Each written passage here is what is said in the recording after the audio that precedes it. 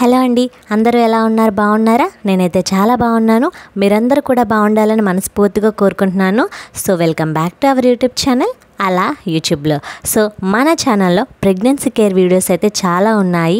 ఎవరైనా సబ్స్క్రైబ్ చేసుకోకపోతే వెంటనే సబ్స్క్రైబ్ చేసుకోండి. ఇంకా ఎలాంటి డౌట్స్ ఉన్నా సరే నాతో కామెంట్ సెక్షన్లో షేర్ చేసుకోండి, నేను డెఫినెట్గా మీకు రిప్లై ఇస్తాను. సో ఎప్పట్లాగే మన ఛానల్లో ఈరోజు వీడియో కంటెంట్ ఏంటంటే 7-8 నెలలు అంటే చివరి నెలల్లో బేబీ బాయ్ సిమ్టమ్స్ అనేవి ఎలా ఉంటాయి, సో దాన్ని బట్టి మనం జెండర్ని ప్రొడక్ట్ చేస్తామా లేదా అనే దాని గురించి డిస్కస్ చేసుకుందాము. ఈ వీడియో నచ్చితే లైక్ చేయండి, మన ఛానల్ని కూడా సబ్స్క్రైబ్ చేసుకోండి. ఫస్ట్ సెకండ్ ట్రైమిస్టర్ దాటి వచ్చిన వాళ్ళందరికీ కూడా కంగ్రాచ్యులేషన్స్. ఎందుకంటే మీరు ఈ థర్డ్ ట్రైమిస్టర్ దాటేగానే మీ బేబీని మీరు కలవచ్చు. 1, 2, 3 నెలల్ని మనం ఫస్ట్ ట్రైమిస్టర్ అని, 4, 5, 6 నెలల్ని మనం సెకండ్ ట్రైమిస్టర్ అని, అలాగే 7, 8, 9 నెలల్ని థర్డ్ ట్రైమిస్టర్ అని పిలుస్తాము. సో ఈ థర్డ్ ట్రైమిస్టర్లో అడుగు పెట్టే వాళ్ళకి బేబీ బాయ్ సిమ్టమ్స్ అనేవి చాలా క్లియర్గా తెలుస్తాయి. నాకు కూడా థర్డ్ ట్రైమిస్టర్లోనే బేబీ బాయ్ సిమ్టమ్స్ అనేవి అర్థమయ్యాయి అన్నమాట. సో ఇది అందరికి ఇలానే ఉంటుందని కాదు, మ్యాక్సిమం 90% ఉమెన్స్కి అయితే బేబీ బాయ్ ఉంటే కనుక ట్రైమిస్టర్లో ఇలా ఉంటుంది. అవేంటి అనేది నేను ఈ వీడియోలో చెప్తాను. ఎవరైనా సబ్స్క్రైబ్ చేసుకోకపోతే వెంటనే సబ్స్క్రైబ్ చేసుకొని ఈ వీడియోకి ఒక చిన్న లైక్ అయితే ఇచ్చేసేయండి.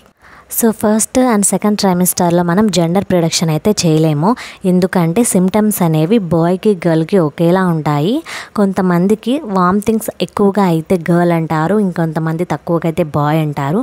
బట్ వామిటింగ్స్ అయినా అవ్వకపోయినా సరే వాళ్ళకి బాయ్ ఆ గర్ల్ అనేది మారిపోతూ ఉంటుంది జెండర్ అనేది. సో దాన్ని బట్టి మనం ఫస్ట్ సెకండ్ ట్రైమిస్టర్లో జెండర్ ప్రొడక్షన్ అయితే చేయలేము, మిస్లీడ్ అవుతూ ఉంటుంది.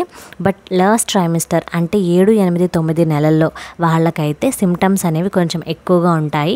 కాబట్టి దాన్ని బట్టి మనం బాయ్ పుడతాడా గర్ల్ పుడుతుందా అని చెప్పేసి మనం జెండర్ని అయితే మ్యాక్సిమం డిసైడ్ చేయగలము. నేనైతే కొన్ని వీడియోస్ చూసి నా లాస్ట్ ట్రైమిస్టర్లో నాకు బేబీ బాయ్ పుడుతుందని గెస్ చేసుకున్నాను.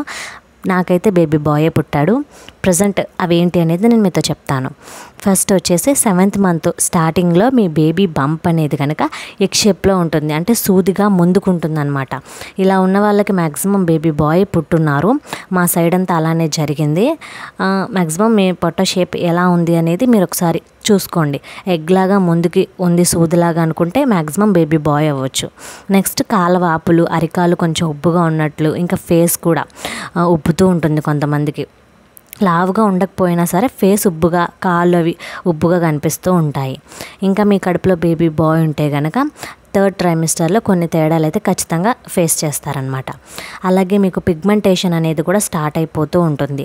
పిగ్మెంటేషన్ అంటే కొన్ని ప్రైవేట్ ఏరియాస్లో మనకి బ్లాక్గా అయిపోతుంది. ఫర్ ఎగ్జాంపుల్ నెక్ వెనకాల, అండర్ ఆర్మ్స్, ఇంకా కొన్ని ప్లేసెస్లో మనకి బ్లాక్గా అయిపోతూ ఉంటుంది. పిగ్మెంటేషన్ స్టార్ట్ అవుతుంది. ఇంకా ఈ పిగ్మెంటేషన్ అనేది ఫస్ట్ సెకండ్ ట్రైమిస్టర్లో లేకపోయినా థర్డ్ ట్రైమిస్టర్లో అయితే ఖచ్చితంగా ఉంటుంది. మీ కడుపులో బేబీ బాయ్ ఉంటే మీకు ఇలా జరుగుతుందన్నమాట. నా కడుపులో బేబీ బాయ్ ఉన్నప్పుడు నాకు ఇలానే జరిగింది, మీకు కూడా ఇలానే జరగవచ్చు. సో ఈ వీడియో నచ్చితే కనుక లైక్ చేయండి. ఇంకేమైనా డౌట్స్ ఉంటే కామెంట్లో షేర్ చేసుకోండి. So thank you so much for watching this video.